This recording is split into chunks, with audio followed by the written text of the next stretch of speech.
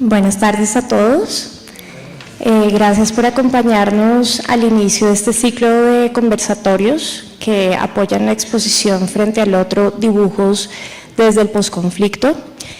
Les agradecemos a Javier Darío Restrepo y a Sergio de Zuviría por acompañarnos a esta primera actividad, y entonces pues los voy a presentar a ellos. Sergio de Zuviría Samper, licenciado en Filosofía y Letras, Universidad de los Andes de Colombia, 1979, profesor asociado del Departamento de Filosofía de la Universidad de los Andes, donde tiene un grupo de investigación llamado Teoría Política y Social, con los títulos académicos PhD, Dimensiones de la Racionalidad, Universidad Nacional de Educación a Distancia, UNED en España, en el 2011, Máster Internacional en Gestión de Políticas Culturales y Desarrollo de la Universidad de Girona en España del 2003. Sus publicaciones cuentan con artículos de revistas, libros, capítulos de libros, etc. Javier Darío Restrepo, periodista experto en ética periodística, catedrático de la Universidad de los Andes y conferencista en temas de comunicación social. Ha sido columnista en El Tiempo, El Espectador, El Colombiano y El Heraldo. Recibió el Premio Nacional del Círculo de Periodistas de Bogotá en la categoría de prensa en 1993, así como el Premio Nacional de Periodismo Simón Bolívar en 1985 y 1986. Además, recibió los premios San Gabriel del Episcopado Colombiano en 1994, Germán Arciniegas de la Editorial Planeta en 1995 y el Premio Latinoamericano a la Ética Periodística otorgado por el Centro Latinoamericano de Periodismo, CELAP, auspiciado por la Universidad Internacional de la Florida. En 1997 es autor de 22 libros y en 2014 recibió el reconocimiento a la excelencia periodística del Premio Gabriel García Márquez de Periodismo.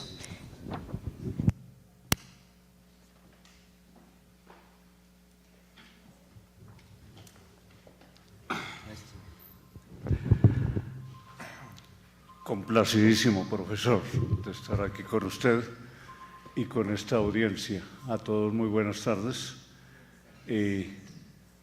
Vamos a ver cómo aprovechamos tanto este espléndido lugar como su compañía para desarrollar este tema. Es un tema que inicialmente puede causar desconcierto, hablar de la ética del conflicto. Hablando con alguien muy cercano, le preguntaba yo, ¿qué entiendes por ética del conflicto? Y su reacción fue, eso es una contradicción. Y efectivamente, para mucha gente hablar de ética del conflicto es una contradicción porque entienden siempre que el conflicto es lo contrario de la ética.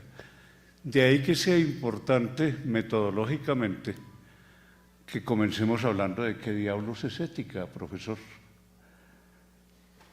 Porque uno entiende ética primero, la noción más elemental, un conjunto de normas que están en los códigos de ética.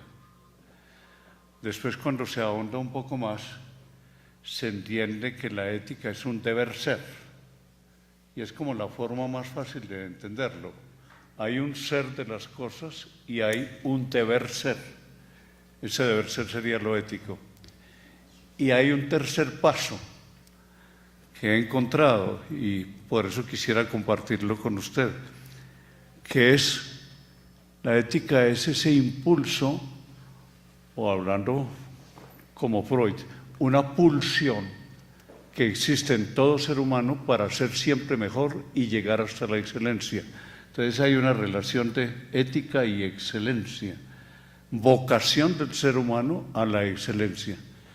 Yo me pongo a barajar esas tres definiciones de lo que es ética y pienso en el conflicto, y ahí es donde comienza el conflicto. ¿Qué opina, profesor? Ética del conflicto.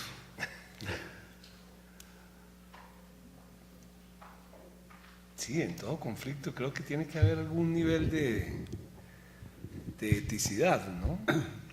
No creo que sea una contradicción en los términos. Si partimos de que la condición humana, y es connatural la vida humana, el conflicto, no sea algo que se va a abolir o a suprimir, sino algo constitutivo de la condición humana, habrá una ética en el sentido de que se tramiten los conflictos, se transformen los conflictos, para que ellos, además de mejorarnos como seres humanos, se transformen sin violencia, se transformen con virtudes, se transformen con diálogo, conversación, con creación estética, artística, con la mirada. Es decir, habrá formas de tramitar los conflictos que no sea a través de la eliminación, abolición o exterminio del otro.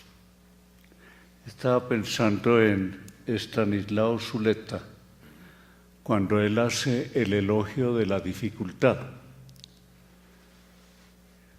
A uno le parece que hay una contradicción entre la dificultad como para elogiarla. Por el contrario, uno quiere desechar y que las dificultades se vayan para otro lado y no para la vida de uno. Él hace el elogio de la dificultad y llega a ese punto de que toda dificultad, lo mismo que todo conflicto, según le acabo de oír, toda dificultad es una oportunidad. Y es allí donde yo veo que puede encajar el concepto ético con el convertir un conflicto en una oportunidad. ¿Qué tendríamos de eso? Sí, yo creo que en ese texto de Estanislao Zuleta nos advierte ya hace bastantes décadas, si no dos. Yo diría que el término posconflicto es un término problemático, ¿no? Él dice que una sociedad preparada para la paz, una sociedad preparada para la democracia, es una sociedad donde se incrementa la conflictividad, se potencia la conflictividad, pero se tramitan y transforman los conflictos sin violencia, sino a través de mecanismos democráticos, estéticos, culturales, psicológicos. La paz no es la eliminación y abolición de los conflictos. Por eso prefiero utilizar la palabra posacuerdo o digamos, conflictos violentos hacia conflictos humanos, democráticos. Y creo que el arte y la cultura guardan un tesoro inmenso para ese tramitar y transformar los conflictos. Porque es que el conflicto es propio de la naturaleza humana. Yo pienso que la vida humana sería inmensamente aburrida si no tuviera conflictos. Y luego estaría condenada a la mediocridad. La gente sale de la mediocridad cuando tiene que vencer un conflicto, superarlo y tomar en serio aquello de que ser humano es ser un proyecto en construcción permanente. Walter Benjamin, en un bello texto que se llama Hacia una crítica de la violencia, se hace exactamente esa pregunta. ¿Se pueden tramitar y transformar los conflictos sin violencia alguna? Dice, sí, definitivamente sí. Y empezando por virtudes éticas. La primera virtud es la que él llama la valentía del corazón. Después habla del amor a la paz. Y después habla de los presupuestos subjetivos, del cuidado de uno mismo. Creo que en eso Foucault, el último Foucault, está muy en esa vida y es como, no pensemos solo en las dificultades objetivas, sino que hagamos más trabajo de cuidado, cuidado de la mirada, cuidado de la conversación, cuidado del lenguaje, cuidado de las relaciones y el saludo diario, y va un poco en esa vía, y la vida cotidiana está llena de ejemplos de trámite y superación, si se puede hablar, de conflictos violentos hacia conflictos llena. Una fiesta de unos niños, digo yo. Si uno asiste a una fiesta de unos niños son el escalamiento del conflicto, la potenciación tremenda y fácilmente lo resuelven con un gesto de tocarse o con un gesto de juego y así se potencia. Sí. Yo por eso creo tanto en la niñez y la vejez. Ya. Cuando yo pienso que una de las primeras aplicaciones éticas que hay para el conflicto es convertirlo en una oportunidad, yo me pregunto, ¿de quién estamos hablando en el conflicto? ¿Del agresor o del agredido o de los dos? En un conflicto tan largo, profundo como el colombiano, yo creo que hay que tener en cuenta que las fronteras entre víctimas, victimarios y perpetradores no son tan fáciles de delimitar, como podría ser en un conflicto que lleva 3 años o 4 años, que este es el conflicto, como lo demuestra un poco la Comisión Histórica del Conflicto y sus víctimas, más largo del hemisferio occidental y además con causas más complejas y profundas. Por lo tanto, contribuir a comprenderlo implica una nueva noción de víctimas, pero también ver que la relación entre víctima y victimario es bastante difusa. Hay muchos guerrilleros que también son víctimas y victimarios, y eso creo que la realidad y el arte lo ha mostrado en muchas de sus expresiones. Entonces tenemos que estar preparados para algo perplejo y complejo, no para algo simple. ¿Por qué pienso yo que usted acaba de tocar un nudo del conflicto? El nudo consiste en esto, según lo puede observar cualquiera. En este momento los colombianos están divididos entre los que se sienten víctimas y a los que se acusa como victimarios. Primer problema. Sí. Segundo problema, yo como víctima me siento bueno y al victimario lo señalo como malo. Es un simplismo intelectual de creer que los humanos somos buenos o malos, cuando creo que su experiencia y la mía nos muestran que todos los seres humanos somos una combinación de bondad y de maldad, y que quizá lo más atractivo que tiene la condición humana es que puede combinar eso y que puede emprender la aventura de pasar de bueno, de malo a bueno, y quizá lo contrario. En el momento actual, todo el trabajo, y eso lo ve uno a través de las estadísticas, las encuestas, es que la mayoría de los colombianos necesita una justicia para los malos y para preservarnos a los buenos. ¿Cree usted que eso puede cambiarse? Yo creo que con una pedagogía de la paz seria y una pedagogía del conflicto serio se puede caer, digamos, en visiones más complejas y menos unilaterales y simplificadoras. Yo creo que la condición humana, la comparto contigo completamente, nos ha hecho mucho daño esa idea maniquea, ¿no?, de que hay hombres totalmente buenos y totalmente malos. En nosotros habitan demonios, monstruos y bondades. Por eso la ética debe partir de un cierto pesimismo antropológico, que es la vulnerabilidad, la tensión entre la bondad y la maldad, la felicidad y también el dolor. Si uno parte de eso, le otorga a la ética unas dimensiones mucho más concretas. No somos ángeles ni demonios, somos seres humanos. Y ese deber ser que tú llamas desde el inicio, o esa búsqueda, o esa formación de la voluntad, si parte de un cierto realismo de la vulnerabilidad y un cierto pesimismo antropológico, hará que el perdón, la reconciliación, el reconocimiento sea mucho más plausible y probable que la idea de un mundo maniqueo entre víctimas, victimarios, buenos, malos, justos, injustos. Necesitamos más filosofía, más estética, más teoría antropológica. Y creo que desde ese camino la ética empieza a tomar un papel muy relevante. Yo creo que eso de pensar que la bondad es la única condición humana, pues se le ocurrió a una tradición filosófica, pero las tradiciones contemporáneas hablan es de la vulnerabilidad, hablan es de la tensión entre virtudes, no de una sola. Ahí creo que la ética aparece y la estética aparece, ¿no? Es decir, estamos en una etapa de retorno a las virtudes y las emociones morales, y creo que esto tiene mucho que ver con la ética contemporánea. Usted acaba de decir algo, acaba de relacionar perdón con realismo. Es decir, el afán de venganza es una ruptura con la realidad. En cambio, el hecho del perdón es meterse, encarnarse dentro de una realidad a veces difícil de aceptar. Y además, la otra relación, perdón con construcción de futuro y venganza con destrucción del futuro. ¿Hablamos sobre eso? Muy interesante. Yo creo que no hay que olvidar de dónde viene la palabra perdón, ¿no? Ajá. Viene de regalar, de recrear, de donar, ¿no?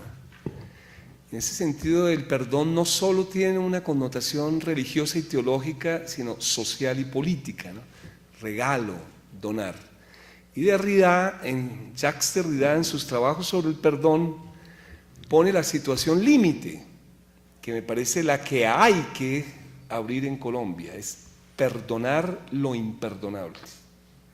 Ahí es donde está el desafío del perdón, tener tal capacidad de donación, tal capacidad de regalo, tal capacidad de centramiento que se pueda perdonar lo imperdonable. Ese es el gran desafío de la acción del perdón. Y en ese sentido yo creo que la justicia restaurativa, y por eso el acuerdo de la jurisdicción especial empieza a usar mucho esa palabra, ¿no? Medidas restaurativas, también sanciones restaurativas, es para salir de la lógica de lo que Nietzsche llamó el resentimiento, la venganza. El resentimiento y la venganza son siempre estériles, no tienen potencia creadora, no tienen potencia del don y del regalo.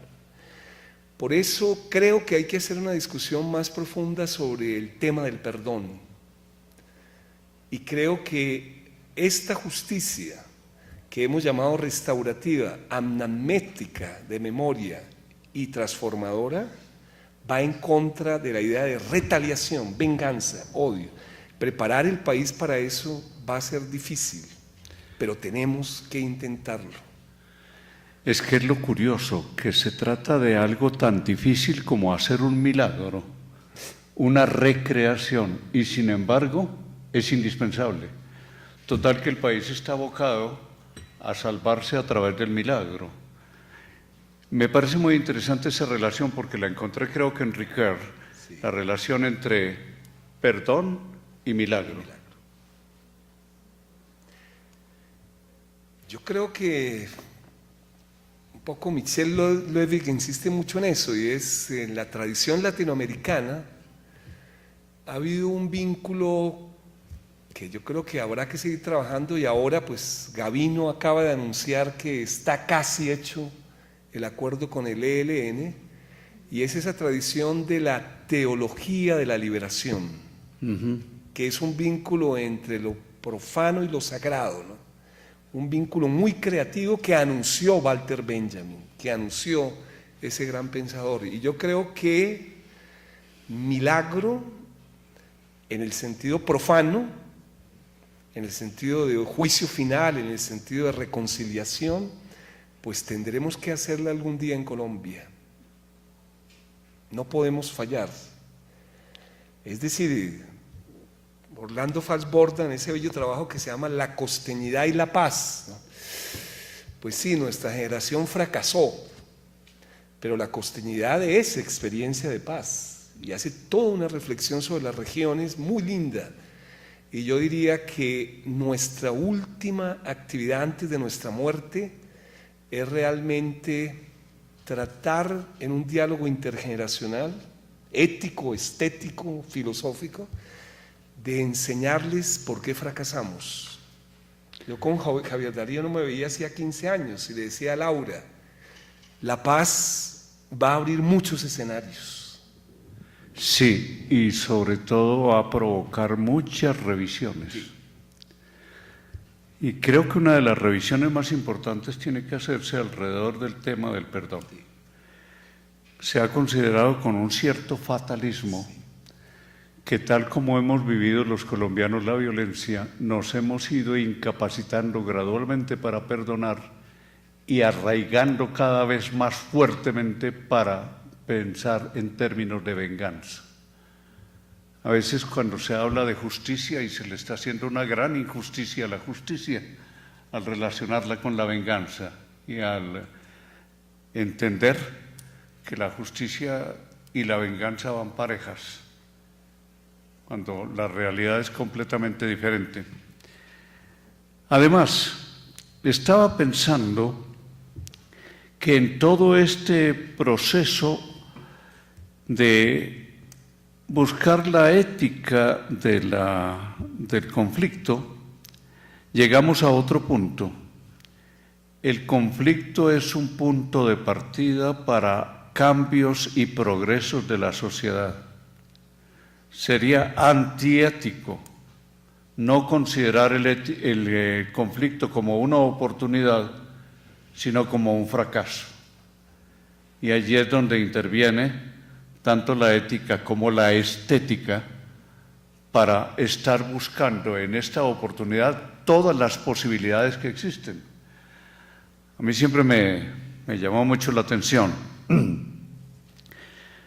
esa insistencia en que todo lo real está rodeado de unos posibles que son invisibles y que es necesario, es de Morán ese razonamiento, y que es necesario por consiguiente y que se constituye en un deber ético tomar esas posibilidades, sacarlas de su invisibilización y realizarlas.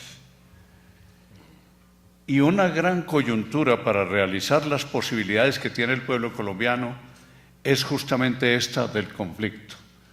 El conflicto devela fracasos de lado y lado y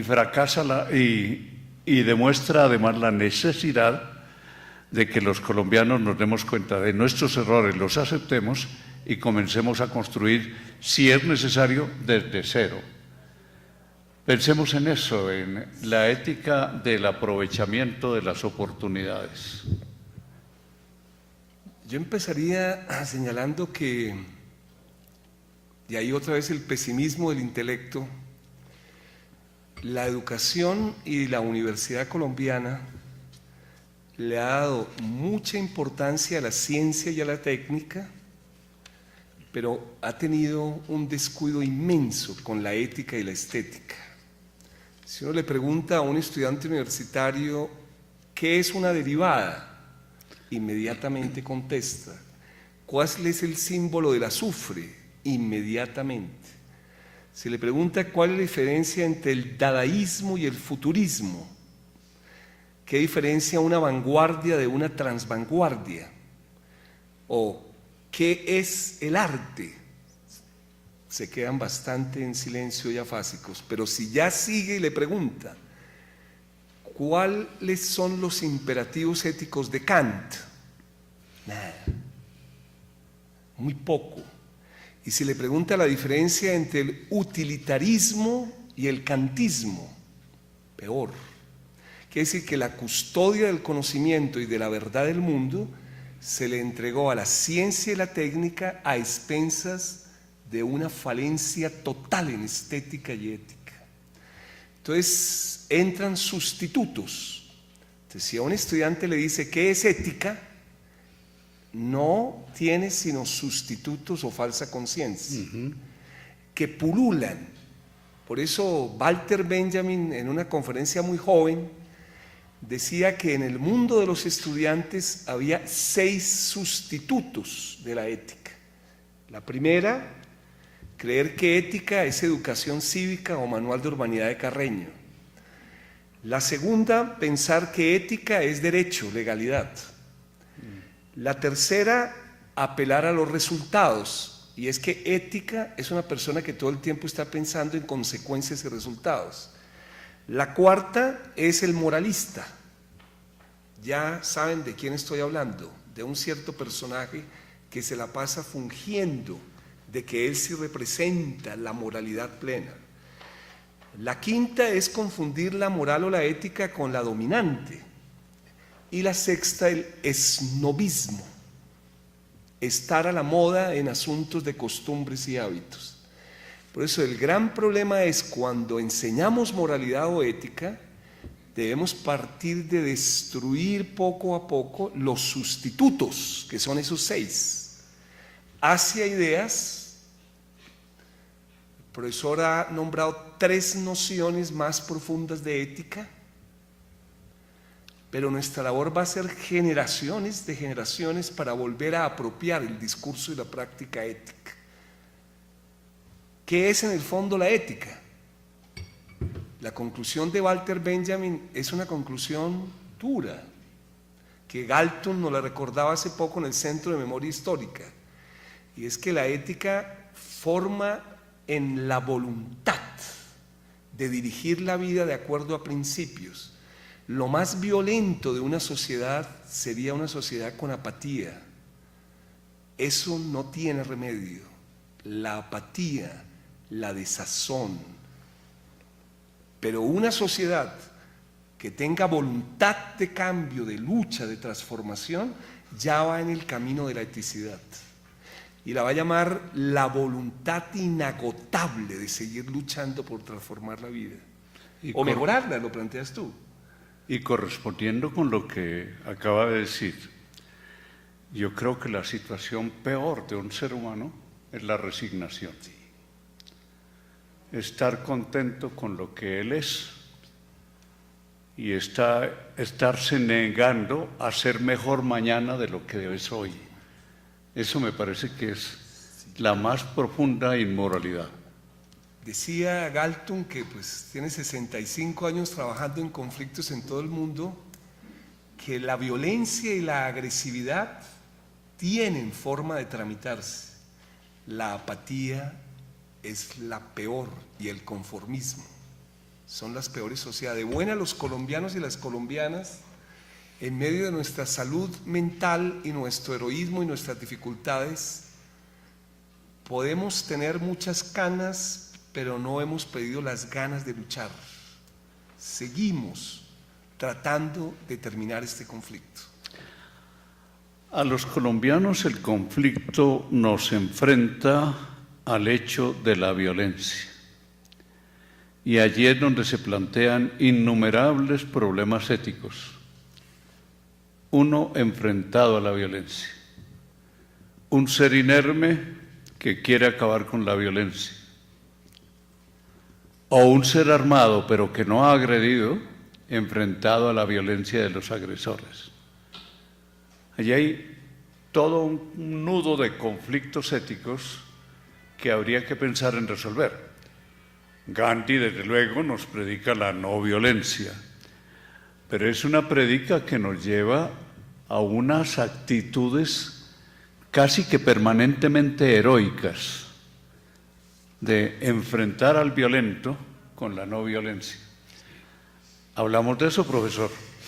Pues diría que ahí sí siempre nos toca volver al punto de partida, y hay diversas concepciones de la violencia en la filosofía contemporánea. Por ejemplo, en los trabajos de Zizek o en los trabajos de Galton hay como un trípode de la violencia que parte de una idea base que a mí por lo menos me parece seductora. No podréis confundir la violencia con la violencia subjetiva y física, porque si nos quedamos solo en esa violencia, que es la más visible, la más inmediata, no podremos hacer gestos para transformarla. ¿Qué es la violencia? Simplemente la física, la directa, la subjetiva, y ellos van a hablar de otras violencias que son más graves, más relevantes y más desestabilizadoras en una sociedad. Una es la violencia estructural o sistémica, y es una sociedad totalmente injusta que acepta esos niveles de miseria e injusticia. Esa es de una violencia tremenda. Y la otra es la violencia cultural, la violencia del lenguaje, la violencia simbólica. Entonces, si uno entra allá, no puede meter en el mismo saco a todas las violencias, sino hay que hacer teorías clasificatorias de la violencia para tratar de ver en la etapa actual ¿cuál también habría que pedagógica y artística y culturalmente trabajar más? Todo este tema de desescalar el lenguaje es también una idea que va en vía de las violencias estructurales, culturales y simbólicas. Si no hacemos acciones en ese campo, seremos también promotores de lo que tú has llamado clarísimamente la venganza, el resentimiento, el odio, la retaliación. Por eso tenemos que trabajar en las tres de acuerdo a teorías de la violencia. Y la ética ha creado discursos muy profundos sobre tipologías de la violencia. Hablaba ahora del desescalamiento del lenguaje. Algún grupo de colegas periodistas, Medios para la Paz, creó el diccionario para desarmar la palabra, partiendo de ese hecho de que los periodistas y el ciudadano común y corriente de repente resultan utilizando palabras cargadas que les estallan en las manos y hacen daño. Y por eso creó ese instrumento para los periodistas, de modo que algunas de esas palabras que están cargadas de una mala intencionalidad, iba a decir de una mala leche, pero eso es un término más inocente, pero esas palabras así cargadas, el periodista las usa inocentemente y tiene que aprender cuáles son los contenidos que la guerra le ha dado. La guerra ha creado un nuevo lenguaje, pero quería compartir con usted, si ya no lo hizo, la exposición que tenemos en que no se trata de desescalar las palabras, sino por el contrario, escalarlas y darles a las palabras, a los dibujos, a los grabados, darles un sentido de paz. Íntimamente relacionado, me doy cuenta, con la memoria.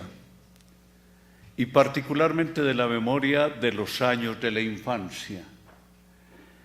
Es como si la forma de amansar al lobo es recordarle su pasado. Y de amansarnos nosotros, recordando nuestro pasado, es una de las formas de darle contenidos pacíficos a la palabra.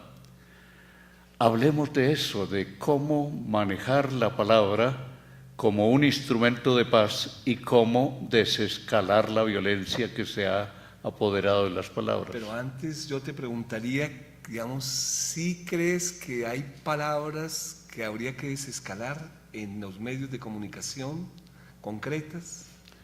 Sí, yo sí creo que hay que desescalar la palabra terrorista. Sí, eso es. La palabra terrorista se le aplica a todo aquel que piensa contrario. Y allí hay un retroceso grande en civilización, en manejo de las palabras, en relación con los demás. ¿Por qué todo aquel que piensa al contrario de lo que yo pienso es un terrorista? Allí había un desescalamiento necesario. ¿Y la otra es como resignificarlas, el segundo camino? Resignificarlas, y yo creo que más bien que resignificarlas, volver a su sentido original. Las palabras cuando nacen son inocentes, solo se van cargando en el camino, como nos pasa a los seres humanos, que nos vamos cargando en el camino. Gracias, profesor, ha sido espléndido. Querría simplemente agregar que en el fracaso hay un potencial, el mismo potencial que hay en todos los errores. Cualquiera que examina su vida humana encuentra que en su vida lo más valioso en aprendizaje fue el que obtuvo a través de los errores. Y una sociedad a través de sus fracasos está aprendiendo. En este momento hay un cúmulo de iniciativas en Colombia que están nacidas de esa sensación y de esa reacción positiva ante el fracaso. Este último mensaje me parece que es muy positivo. Agradecerle su presencia y sobre todo sus luces deslumbrantes y agradecerles a ustedes el estímulo de su presencia en esta sala. Muy buenas noches para todos. Muchas gracias.